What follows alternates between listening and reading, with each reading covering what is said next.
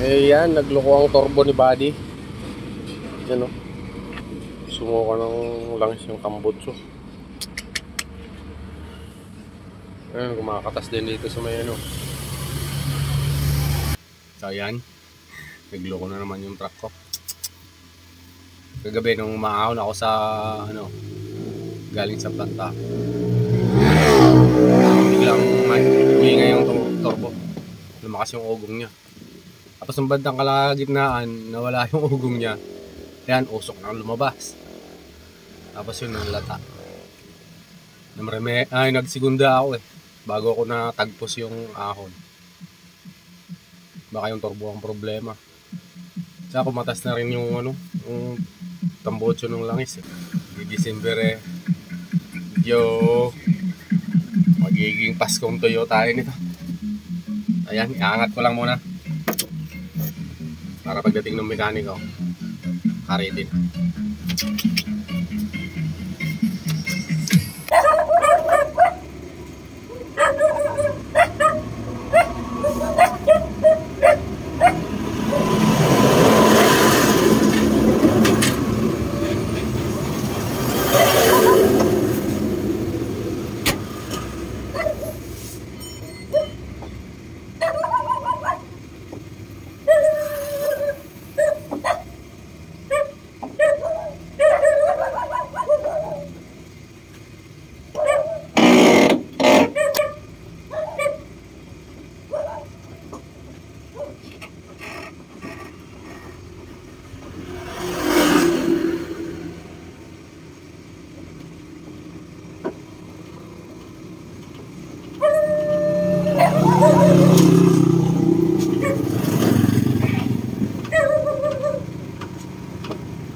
So yan mga idol, binabaklas na rin yung ano, turbo. At saka kailangan kasi makita yung pot number niyan kasi yun ang importante sa pagbili ng pyesa.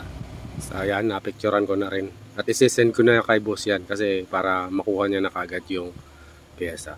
At ayan mga idol, natanggal na rin.